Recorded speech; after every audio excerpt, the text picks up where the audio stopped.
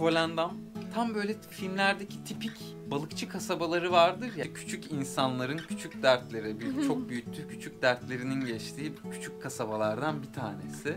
Zaandam'dan Volendam'a direkt gidiş olmadığı için önce Amsterdam'a geri dönüp otobüse bindik. Çünkü tren istasyonu çok küçük bir şehir Volendam. Hemen dibinde Edam var zaten.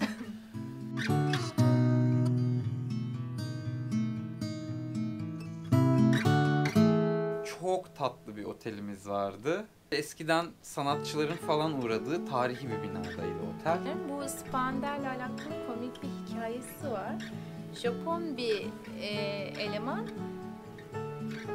sürekli mektup yolluyormuş bunlara. Nasılsınız? Bugün hava nasıl? İyi misiniz falan. Cevap göndermişler. Hani neden bize böyle şeyler yazıyorsun? Hiç bu mektuplara cevap vermeyip yine aynı şekilde nasılsınız, iyi misiniz diye yazıyormuş. Hava nasıl? Hava nasıl? Sonra Volendam'ın yerel bir gazetesi bu Japon arkadaşı buluyor. Neden sürekli böyle şeyler, mektuplar atıyorsun bize? Neden hani mektup yazıyorsun sürekli? Doğum günü bunun ayın 22'sindeymiş. V harfi 22. harfi alfabenin. Doğum yılı aynı zamanda fare yılına da denk geliyormuş. Ve hani Nezumi deniyormuş ona da. Netherlands ile Nezumi böyle fonetik olarak benzerlik duyduğu için mektup yollamak istemiş. Çilekleri de çok seviyormuş. Böyle Hollanda'nın da çilekleri de meşhur olduğu için buraya mektup yollamak istemiş. Adamın V harfine olan ilgisi ve böyle doğum tarihinden ve yılından ve hoşlandığı bir şeyden çıkardığı şeyle gayet rastgele bir şekilde buraya mektup yollamaya başlıyor. Adamın tablosu. Yani kendi portresini tabloyla çizmişler, asmışlar. Hemen kapıdan giriyorsunuz sağ tarafta.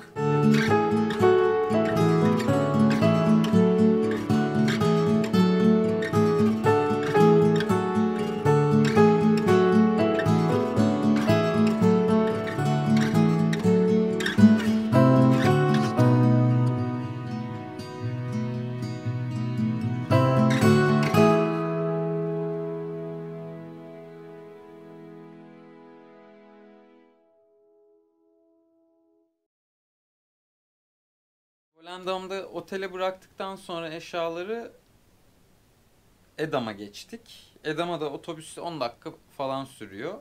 Orası da çok küçük bir yer. Her yer kapalıydı. Bir müzeye gittik. Edam Müzesi'ne gidecektik. Sadece hafta sonları açıkmış. Biz hafta içi oradaydık. Sadece sokakları gezdik. Bir tane küçük kilise vardı. Kapalıydı. 1400'lerden kalmaydı. O kadar eski miydi? Neyse o civar. Belki 1400 değilse 1500'dür. En fazla 1600. Genellikle. Sonra daha büyük bir kilise vardı. Orası da kapalıydı. Oraya da giremedik. Sonuçta hiçbir yere giremedik Edam'da. Böyle sokakları dolaştık ama yani orası da hakikaten zamanda yolculuk yapmış gibiyiz. Yani yanlardaki araba sürekli şunu söyleyip durdum ben. Şu sokaklardaki arabalar olmasa 17. yüzyıl, 18. yüzyılda geziyorsun şu anda falan diye. Hakikaten şu arabalar olmasa kaçıncı yüzyılda olduğunu şaşırır insan.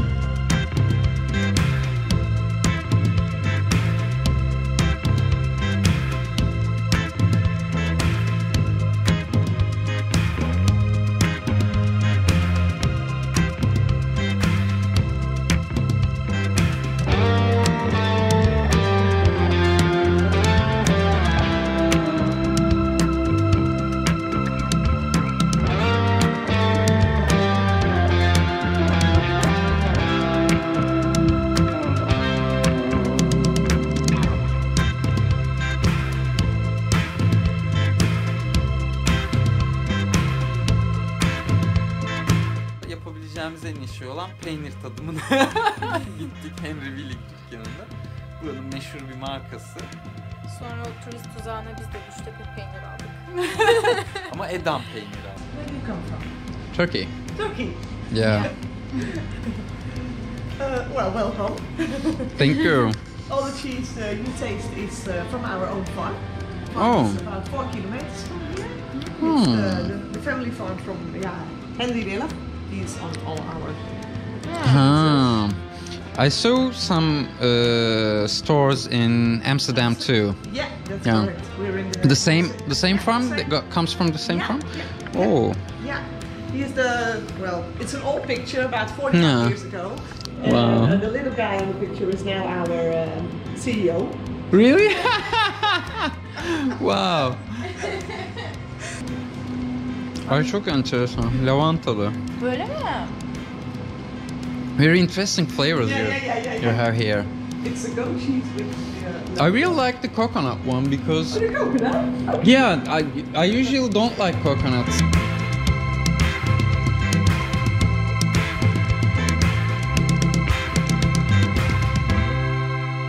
Edam maceramızı burada sonlandırıp Volendam'a geri döndük. Bayağı bir sokak aşinalık ama orada da.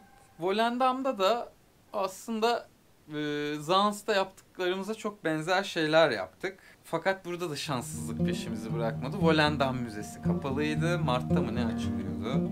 Çok fazla Zaten- hediye dükkanı vardı.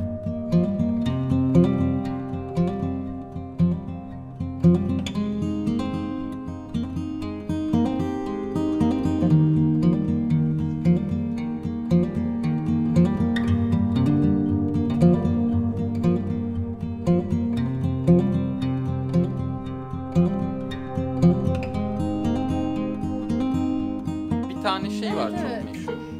Her yer turist tuzağı dolu. Bir Fotoğraf. sahil caddesi var. Orası da çok uzun değil zaten. Böyle herhalde 1 kilometre var yok bile yani 500 metre falan tüm şey. Ama çok tatlı tabii yani. Keyifliydi çok soğuk ve rüzgarlı olmasına rağmen.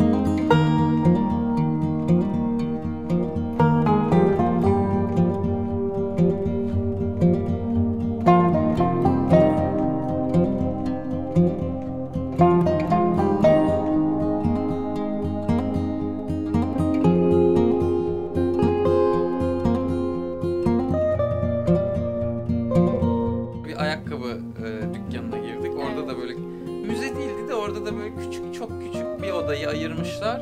Bir eski böyle şeyleri yaptıkları, ayakkabıları ürettikleri makinelerin sergilendiği. 2 tane ekran koymuşlar. Bir tane bir film var. Ayakkabıların gene nasıl üretildiğiyle ilgili. Her bölgenin farklı ayakkabı dekore etme tarzları varmış. Eskiden insanların ayakkabılarına bakılıp nereden olduğu anlaşılıyormuş falan gibi gereksiz trivial bilgiler edinebiliyorsunuz burada. Peynir.